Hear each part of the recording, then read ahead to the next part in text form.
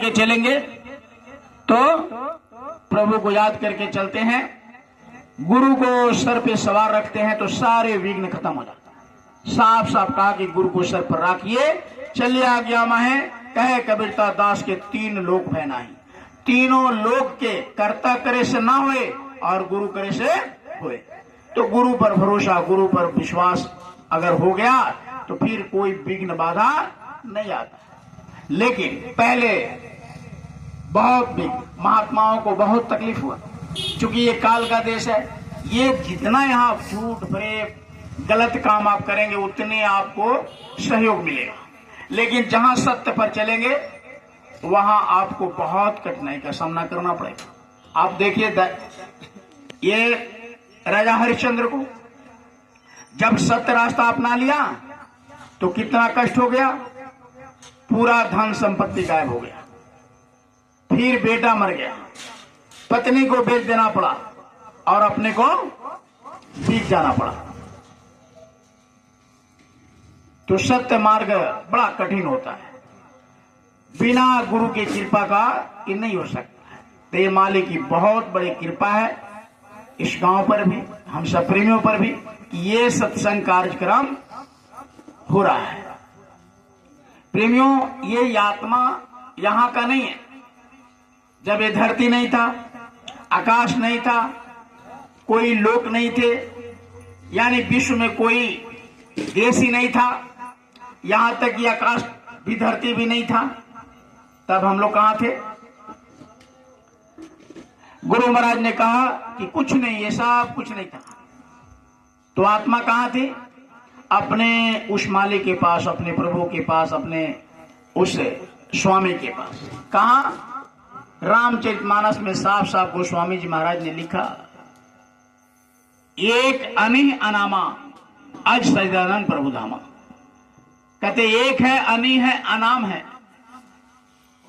वो प्रभु।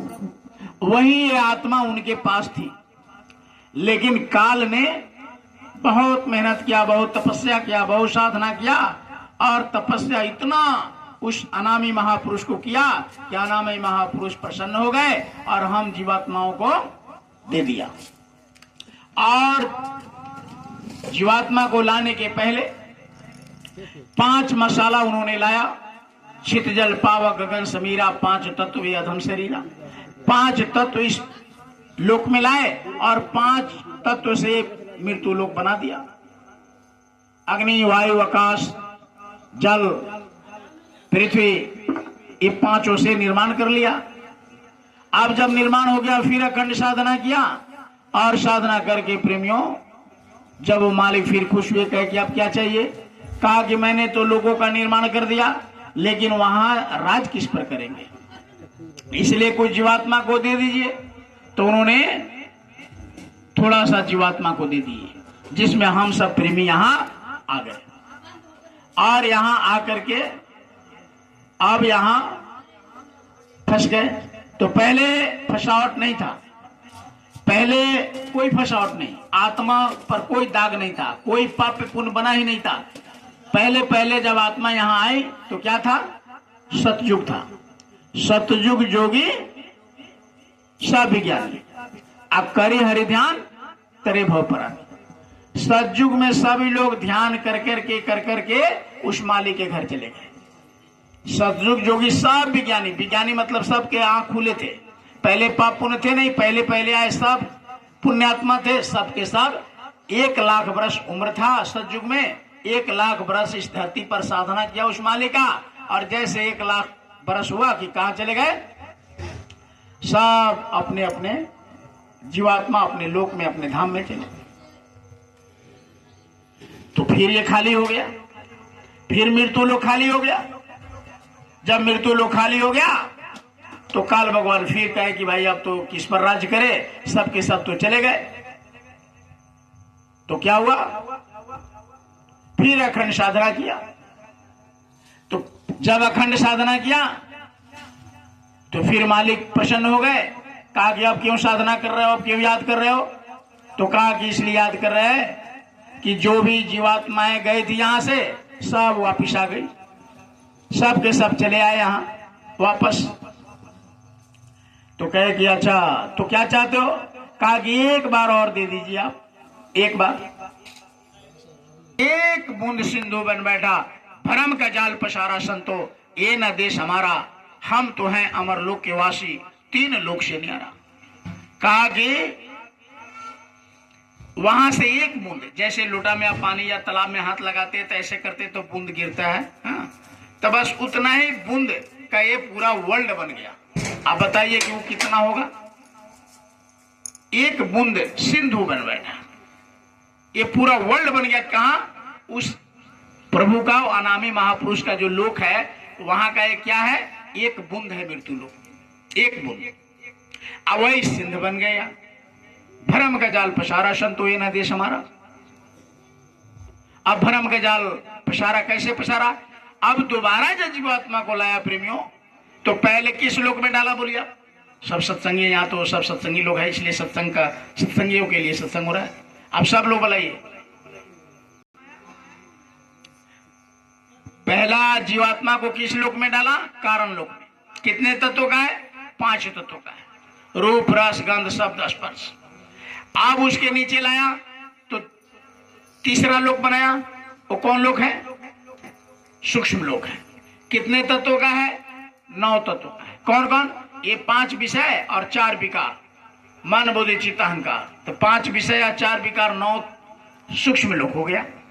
उसके नीचे एक लोक बनाया, आत्मा को ले आया, उसमें बंद किया। वो कितने तत्वों का है?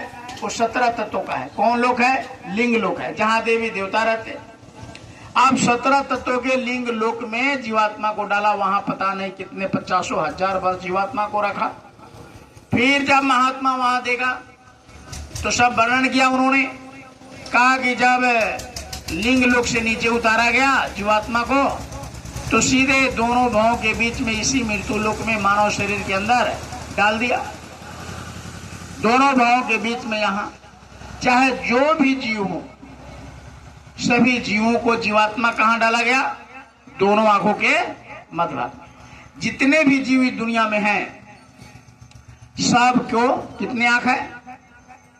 अरे भाई बोलो ना, तो सब बैठ करके 2 है।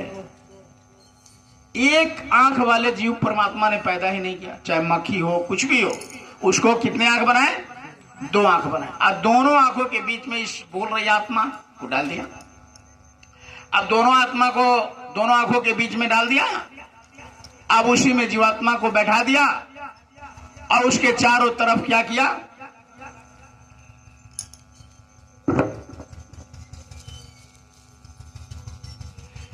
चारों तरफ क्या किया? मन को, बुद्धि को, चित्त को, अहंकार को पहरा लगवा दिया कि देखो ये मन को कहा काल का एजेंट है मन। कहा कि कभी भी आत्मा को निकलने मत देना, ये जब साधना करे तो इसको साधना करने मत देना। तो क्या किया? ये जीवात्मा को चारों तरफ पहरादारी, जैसे पुलिस होता है ना, वैसे पुलिस लगा दिया। किसको किसको? मन को, बुद्धि को, चित्त को, अहंकार को। जैसे आप यहाँ बैठे हैं, आपके मन को उड़ा देगा। आप बैठे हैं लेकिन सत्संग के एक वचन पकड़ में नहीं आएगा, हाँ वो ले जाएगा। आप यहाँ बैठे हैं, मन को ले जाएगा घर पे, मन को ले जाएगा खेत में, मन को ले जाएगा किचन रूम में खाना बनाने, और बैठे आप यहीं रहे। तो इतना बखेड़ा शुरू कर दिया काल भगवान ने कि लोक परलोक ऐसे बनाते बनाते यहाँ दोनों भावों के बीच में डाल दिया, और इसमें भी पहरादारी चारों को लगा दिया कि ये अब ध्यान भजन में बैठते हैं तो क्या होता है?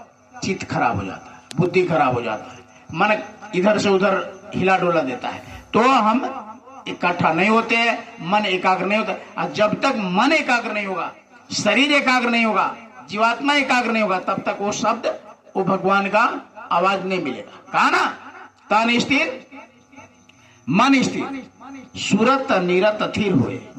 यानी मन स्थिर होगा, शरीर स्थिर होगा तो मन स्थिर हो जाएगा। अब मन स्थिर होगा तो इसीलिए महात्मा ने क्या रखा? सुमरन करने के लिए इसीलिए रखा कि मन को इसी पर रखो, जिनका याद करो उनके रूप को याद करो, मन को इसी में फंसाओ, नहीं तो ऐसे छोड़ देंगे तो पता नहीं कहां चला जाएगा। तो इसलिए महात्माओं ने नाम देते हैं और कह के नाम को भी लो, उनके रूप को भी याद करो। नाम को लो, रूप को, उसी में मन को रोके। करते करते करते करते करते जिस दिन मन रुक जाएगा तो बस इस शरीर को खाली कर देगा और आत्मा निकल जाएगी। कहां? फिर अपने धाम में चली जाएगी। लेकिन वैसे महात्मा नाम वाला मिलना चाहिए। जब तक नाम वाला महात्मा नहीं मिलेगा तब तक आत्मा जगेगी नहीं, यही बेहोश पड़ेगी। और यहां बैठा करके काल भगवान ने अब जब ये मनुष्य शरीर में डाला, अब ऊपर से क्या कर दिया, 4 खान 84 लाख जोनियां बना दिया। उसके बाद क्या किया, ऋषि महर्षि को यहां पैदा करके ब्रह्मा को, विष्णु को, महेश को, 3 देवता को पैदा कर दिया उन्होंने। ब्रह्मा जी को उत्पत्ति करने का काम, विष्णु को पालन करने का काम, शंकर भगवान को संहार करने का काम दे दिया। जैसे आज कितनी तारीख है, 24 तारीख है। 24 तारीख है कितने कीट को जन्म देना, कितने आदमी को जन्म देना, कितने हाथी को जन्म देना, कितने बैल बकरी गाय घोड़ा गधा को जन्म देना, ये सब किसके रजिस्टर में, किसके डायरी में, ब्रह्मा जी के। अब उसमें कितने को पालन करना है, वो किसके डिक्शनरी में रहेगा, विष्णु भगवान को। वो पालन करने वाले हैं कि आज जो पैदा कर दिए ब्रह्मा जी, उसमें कितने को पालन करना है, कितने को रखना है, कितने को भोजन देना है, वो किसका ड्यूटी है, विष्णु भगवान। और उसमें से कितने का समय पूरा हो गया आज। जैसे आज 24 तारीख को बहुत लोग शरीर छोड़े होंगे पूरे वर्ल्ड में, किसी को एक्सीडेंट से, किसी को सांप काटने से, किसी को हार्ट अटैक से, किसी को बीमारी से, किसी को मार झगड़ा से, किसी को ऐसे अकाल मृत्यु से, ऐसे ले जाते हैं। ये शंकर भगवान का काम।